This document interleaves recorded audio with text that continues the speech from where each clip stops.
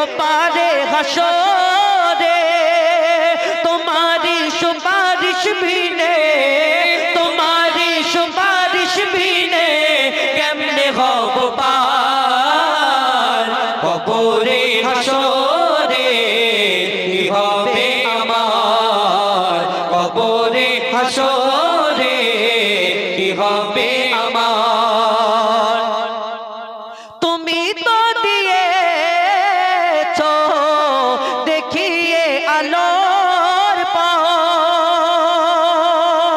বলেছো সে পথে মিলিবে গুনেহগার তুমি তো দিয়েছো দেখিয়ে আলোর পথ বলেছো সে পথে মিলিবে গুনাহগার কেন যে ভুল পথে আমি কেন যে ভুল পথে আমি করলাম জীবন পার কবরে হাসরে কি হবে আমার কবরে হাসরে কি হবে আমার কবরে হাসরে কি হবে আমার কবরে হাসরে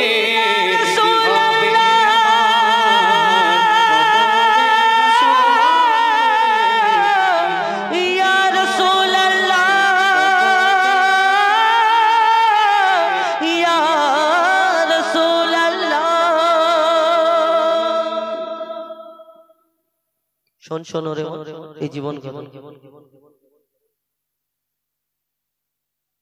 শোনান না দেখালে তো আবার না শোনান না এই ডুপ্লিকেট কিন্তু ভারী আছে নতুন মানে আজকেই কিনেছে চকচক যদি কারণ আংটি একটা হারিয়ে থাকে নতুন কিনেছেন হয়তো আজকে একটু ভেবে দেখুন আজকে কালকে যখন এই আমাদের বাবাজির কাছে রইল আপনারা আসবেন নিয়ে যাবেন আর সোনার হলে কাগজ দেখাতে হবে বিল বক্স দিয়ে আসতে হবে তবে তো সোনার হবে না সোনার হলে মাদ্রাসায় দান হয়ে যাবে বাহ মাশাআল্লাহ ভালো কথা বলেছেন এখন আমি আমার কাছে একটি গজল ফরমাইশ করেছেন শোন শোন ওরে মন এই জীবন কতক্ষণ এই গজল এই শোন শোন ওরে মন এই জীবন কতক্ষণ এই গজলে কয়েকটি ঘটনা রয়েছে ঘটনাটা আমরা দেখবেন আমাদের এলাকায় আপনাদের এই কি জায়গা শেতপুর আজিজিয়া কোরআনিয়া মাদ্রাসা প্রাঙ্গণ এই দক্ষিণ শেতপুরে ভাই একটুখানি দেওয়া যাবে সাউন্ড দাদা একটুখানি আমি বুঝতে পারছি একটুখানি যতটুকু যাতে ব্যালেন্স থাকে একটু আমারও একদিকে তো অনেক অনেক ধন্যবাদ আমার তরফ থেকে ও তাকবীর দিতে হবে মেন কি বলুন তো আমরা এই তাকবীর দিলে বেশি অনেক জন রেগে যায় হ্যাঁ রেগে যাবে রাখবে না তো একবার জোরে করে দিন নারে তাকবীর নারে তাকবীর আল কোরআনের আলো আল কোরআনের আলো আল হাদিসের আলো আল হাদিসের আলো নারে তাকবীর বাহ আর জানারা দাঁড়িয়ে আছেন যদি একটু বসে যান ভালো লাগবে নাকি আচ্ছা ঠিক আছে বাড়ি আছে ফিরে আসবে ঠিক আছে আমার কাছে যে গজল বলেছেন শোন শোন ওরে মন এই জীবন কতক্ষণ এই গজল আমরা জানি আপনার এই দক্ষিণ শেতপুরে দেখবেন রাত হলে কুকুর ঘোরাফেরা করে না কুকুর কিন্তু কুকুরের যখন দেখবেন কুকুর রাস্তায় ঘোরাফেরা করে আমরা নামাজ পড়তে যাওয়ার সময় যদি কুকুরের গাটা আমাদের ওই পোশাকে লেগে যায় আমরা কিন্তু আর নামাজ পড়তে যাই না কেন কুকুর নাপাক তাই কুকুরের পোশাকে কুকুরের গাটা লেগেছে নামাজ পড়তে যাব না কিন্তু কুকুর নাপাক কিন্তু কুকুর আবার জান্নাতে যাবে এই কুকুর যদি নাপাক নাপাক হয়, নাপাক জিনিস জান্নাতে কি করে যায়?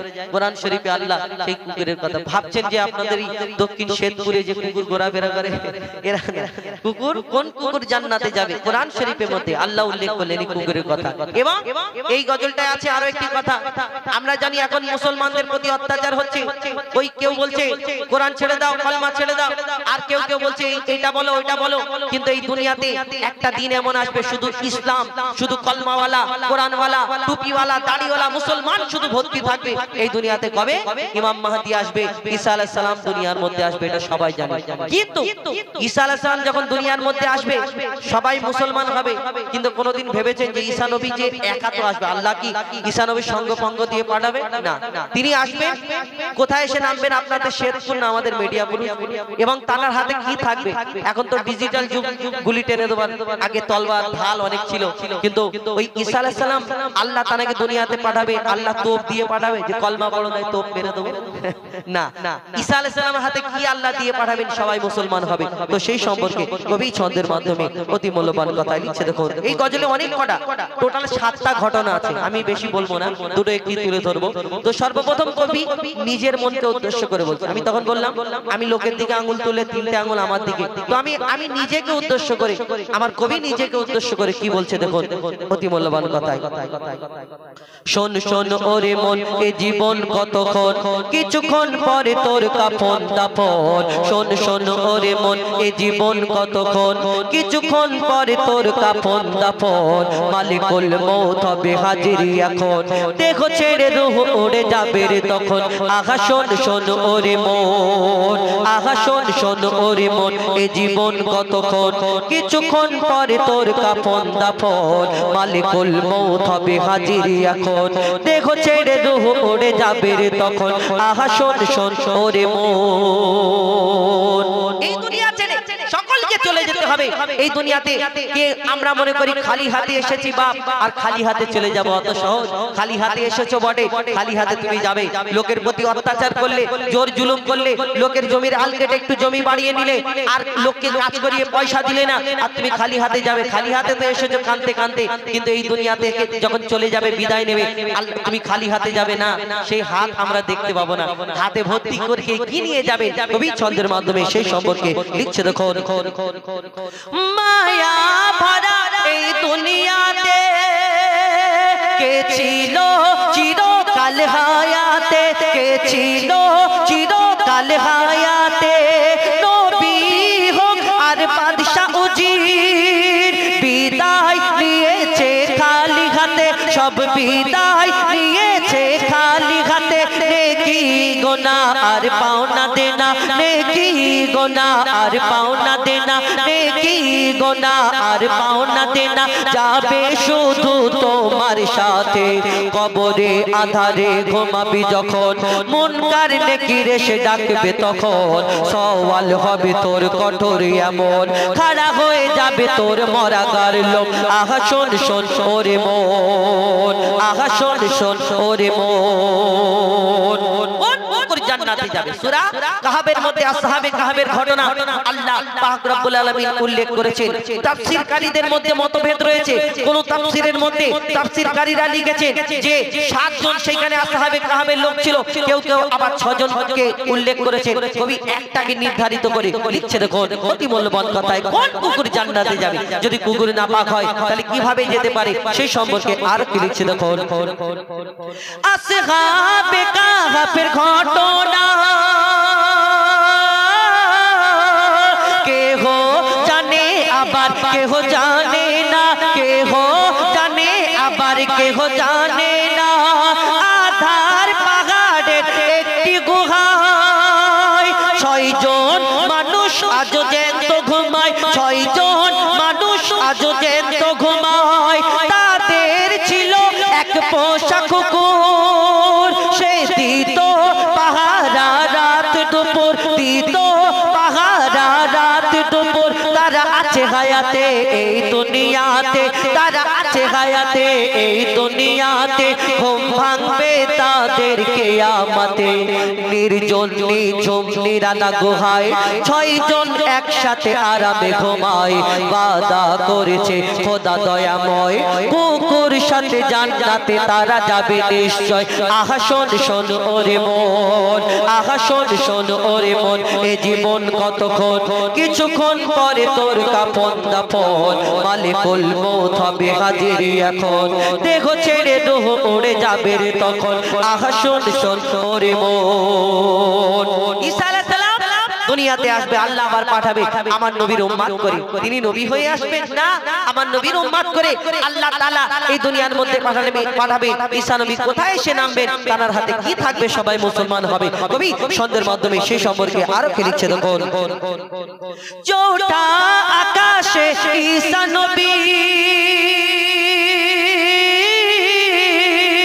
হায়াতে আছেন তিনি জানি সবই, হায়াতে আছেন তিনি জানি সবই, আসবেন তিনি আবার এই ধরাতে।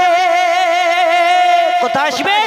নামবেন মসজিদে আকসাতে, নামবেন মসজিদে আকসাতে, করবেন তিনি ইসলাম প্রচার। শেষ হবে বেদিনদের অত্যাচার, শেষ হবে বেদিনদের অত্যাচার, না তীর থাকবে না থাকবে তলোয়ার। কি থাকবে? না তীর থাকবে না থাকবে তলোয়ার, না তীর থাকবে না থাকবে তলোয়ার। কোরআন হবে তার হাতে আর, কোরআন হবে তার হাতে আর। হিন্দু ইহুদি বৌদ্ধ খ্রিস্টান দলে দলে হয়ে যাবে মুসলমান, আল্লাহ দেবে তার এত সম্মান, নবীজির পাশে হবে তার কবরস্থান। আহা শোন শোন ওরে মন, ওরে শোন শোন ওরে মন, এ জীবন কতক্ষণ, কিছুক্ষণ পরে তোর কাফন দাফন, মালিকুল মউত হবে হাজির এখন, দেহ ছেড়ে রূহ উড়ে যাবে রে তখন। আহা শোন শোন ওরে মন, আহা শোন শোন ওরে মন, ওরে শোন শোন ওরে মন। নারে তাকবীর, নারে তাকবীর, নারে তাকবীর। ঠিক আছে না, বাপ বড় লোক তো, বাপ মার লোক তো নেই আমার সাথে। ওই গজলটা একা তো মানায় না, কেন ওটা ঝগড়ার গজল। ও বলবে মা বড়, মা বেশি, সম্মান। আর আরেকটি গজল আমার তরফ থেকে শোনায়। আমার নবী দো জাহানের বাদশা হুজুর আকরাম সাল্লাল্লাহু আলাইহি ওয়াসাল্লাম তার শানে, আমার নবী পাক ধরনীর বুকে যেদিন তাশরীফ আনেন, আমার নবী পাক যখন ধরনীর বুকে তাশরীফ আনেন, মা আমিনার ঘরে, মা আমিনা আল্লাহ রাসূল দো জাহানের বাদশা তার আম্মা জান সম্পর্কে এই দুনিয়াতে কি লিখছে দেখুন। আমার নবী ধরনীর বুকে যখন আসলেন, আমার নবীর মতো আর কেউ ছিল না, হয়নি, হবে না, আসেনি, আসবে না। মা আমিনা দেখে এত সুন্দর ফুটফুটে বাচ্চা দেখে চিন্তা করে এত সুন্দর বাচ্চা, আর মা আমিনার ঘরে তেমন কিছু নেই এবং সুন্দর বেড বিছানাও নেই। মা আমিনা গরিব মানুষ দুনিয়াতে, কিন্তু এই দুনিয়াতে আমার নবীকে মা আমিনার ঘরেতে পাঠালেন। এবং মা আমিনা কি বলে আমার নবীকে কোলে করে নিয়ে লিখছে দেখো। নূরের দোলায় আর হুরের বেলায়, নূরের দোলায় আর হুরের বেলায়, নূরের দোলায় আর হুরের বেলায়, ভোরের বেলায় এলো ধরায় আমার নবী দয়াময়, সারা জগৎ চোখে যায়, সারা জগৎ চোখে যায়। আর মা আমিনা কি বলে? দুধের চাঁদ আমার প্রিয় মোহাম্মদ, দুধের চাঁদ আমার প্রিয় মোহাম্মদ, হায় তার কে সুরত যেন আবে হায়াত দু নয়নে ছলকায়, মা আমিনা সেই নয়নে চুমা খায়, মা আমিনা সেই নয়নে চুমা খায়। নূরের দোলায় আর হুরের বেলায় আল্লাহ কোটি কোটি মা জননীকে সৃষ্টি করে ধরনীর বুকে পাঠালেন, কিন্তু আমার আপনার নবী দো জাহানের বাদশা হুজুর আকরাম সাল্লাল্লাহু আলাইহি ওয়াসাল্লাম তার আম্মা জান মা আমিনাকে আল্লাহ শ্রেষ্ঠ করে এই ধরনীর বুকে পাঠালেন। কেন? কে এই সেই সম্পর্কে অতি মূল্যবান কথা লিখছে দেখো। স্বর্গরানী মা জননী আমিনা, তোমার সাথে হয় না কারোর তুলনা, মাগো তোমার সাথে হয় না কারোর তুলনা। কেন? মা হাওয়া থেকে আর মা পেল না সম্মান তোমার মতো, কেহ পেল না সম্মান তোমার মতো।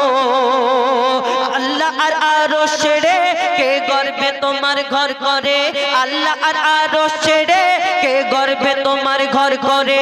10 মাস 10 দিন পরে সেই নাজিল হলো আদম রূপ ধরে।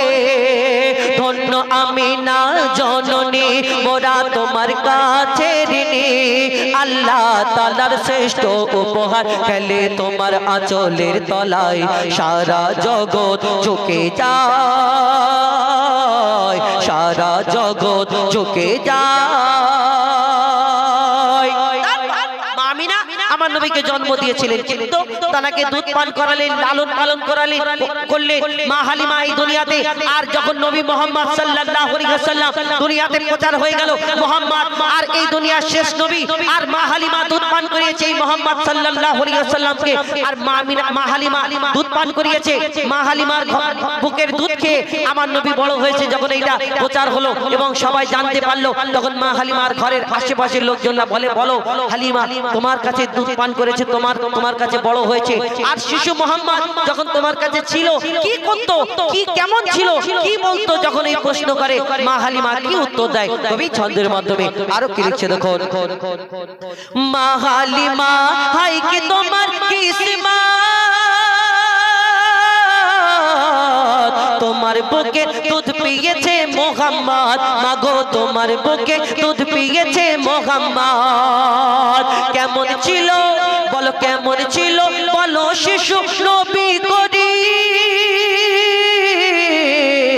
তুমি লালন পালন করতে তাকে রাত দিন, মাগো লালন পালন করতে তাকে রাত দিন। তখন মা হালিমা বলছে তাকে জমজমেতে ধুইয়ে গা চুমে নিতাম যখন পা, জমজমেতে ধুইয়ে গা চুমে নিতাম যখন পা। সে আদর করে আমায় ধরে মধুর সুরে ডাকতো মা, ও তার নূরেরই বদন যেন নরম মাখন, আর মেশক আতর মাখা যেন সারা বদনময়। সারা জগৎ ঝুঁকে যায়, সারা জগৎ ঝুঁকে যায়। কবি নিজের মাকে উদ্দেশ্য করে বলছে, এই দুনিয়াতে আমার মা জননী, এই দুনিয়াতে আমাদের যখন সন্তান জন্ম দেয় আমাদের মা জননী, আমরা যারা বেটা ছেলে পুরুষ এইখানে যারা উপস্থিত আছি, আমরা মায়ের কষ্টটা কেউ কোনোদিন বুঝতে পারবো না। কেন? একটা পানির মধ্যে, একটা বোলের মধ্যে যদি আমাদের গামলার মধ্যে ডুবিয়ে রাখা হয়, কতদিন বেঁচে থাকবো না? এই মায়ের গর্ভেতে আমরা ওই একটা থলের মতো পানির মধ্যে আমরা ভেসে থাকি, মায়ের গর্ভেতে এই দিক ওই দিক নড়াচড়া করি। মা আমাদের এই দুনিয়াতে আমরা মাকে যখন বড় হয়ে যায়, ছোটবেলায় অনেক কিছু বলি, মা গো তোমাকে এই করে দেবো ওই করে দেবো, মা তোমাকে বড্ড ভালোবাসি। কিন্তু কিছু কিছু মানুষ আছে যারা বিয়ে শাদীর পরে অনেক সময় যখন সংসারে অশান্তি হয়, তখন মাকে আমরা ছোট বড় কথা বলি। আর এই মাকে এমন কথা বলি, মা আড়ালে গিয়ে ঝরঝর করে কাঁদে। তুমি কোন মাকে কষ্ট দাও? এই দুনিয়াকে যদি 70 বার বিক্রি করা হয়, তাহলে জান্নাতের একটা ইটের মূল্য হবে না। সেই জান্নাত হলো আমার মা জননীর পায়ের তলায়। তুমি সেই মায়ের দাম কত একবার কোনদিন ভেবেছো না? এই মা জননী আমাদের গর্ভেতে কেমন করে রাখে। কত মা জননী দুনিয়া ছেড়ে চলে যায়, এই দুনিয়াতে মা কত কষ্ট করে রাখে। একটা পানির মধ্যে মায়ের গর্ভে আমরা ভেসে থাকি, যখন যন্ত্রণা করে ছটফট করে, আমরা মায়ের পেট থেকে যখন ভিতর থেকে লাথি মারি, মায়ের কত কষ্ট হয়। মা যদি চিন্তা করতো যে এত কষ্ট সহ্য করা যাবে না, তোর যা পারে হোক, তাহলে এই দুনিয়াতে আমরা আসতে পারতাম। সেই সন্তান কিন্তু বড় হয়ে আমরা মাকে কষ্ট দিই। মায়ের ব্যথাটা আমরা কোনোদিন বুঝতে পারিনি। এই দুনিয়াতে মা আমাদের জন্য কি, এই দুনিয়াতে আমরা সেই সম্পর্কে আমরা অতটা চিন্তা ভাবনা করি না। ওই কারণে কিছু কিছু মানুষ মাকে কষ্ট দেয়। দেখবেন একটা সন্তান জন্মগ্রহণ করার সময় যদি সিরিয়াস হয়ে যায়, আর ঘরের লোককে, সংসার ফ্যামিলির লোককে যদি বলে হয় মা বাঁচবে নালে বাচ্চা বাঁচবে, তখন ঘরের লোকজন বলে ওই মাটাকে বাঁচিয়ে নাও, বাচ্চা আল্লাহ চাইলে পরে হবে, বলে না? কিন্তু মাকে যদি বলে আগো মা জননী তোমার সন্তান বাঁচবে না, তুই না রে তুমি বাঁচবে, তখন ডাক্তারকে মা হাসতে হাসতে বলে আমার সন্তানটা দুনিয়ার মুখ দেখুক, আমার যা পারে হয়েছে। এইটাই তো মা। আর তুমি ওই মাকে বড় হয়ে তুমি মাকে কষ্ট দাও, মায়ের মনে যখন আঘাত লাগে মা ঝরঝর করে কাঁদে। তুমি একবার ভাবো না যে মা আমাদের কত কষ্ট করে মানুষ করেছে।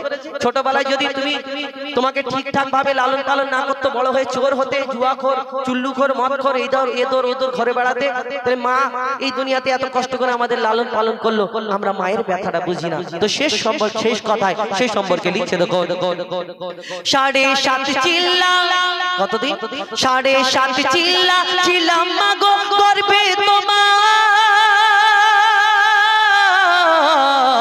চোখ মুখ কান নাক বন্ধ ছিল আমার, এই চোখ মুখ কান নাক বন্ধ ছিল আমার। আমি অন্ধকারে মাগো অন্ধকারে ভেসেছিলাম পানিতে, কত ব্যথা দিয়েছি তোমার বাচ্চা দানিতে, মাগো কত ব্যথা দিয়েছি তোমার বাচ্চা দানিতে।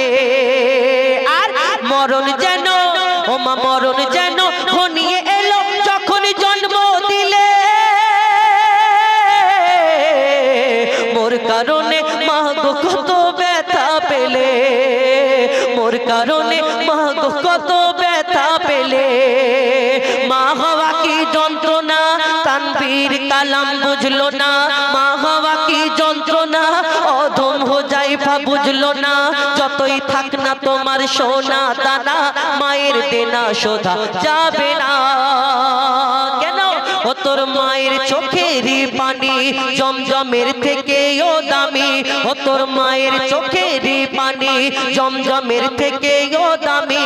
সন্তানের তরে যদি মায়ের অশ্রু ঝরে, খোদার আরশ কেঁপে যায়, সারা জগৎ ঝুঁকে যায়, সারা জগৎ ঝুঁকে যায়,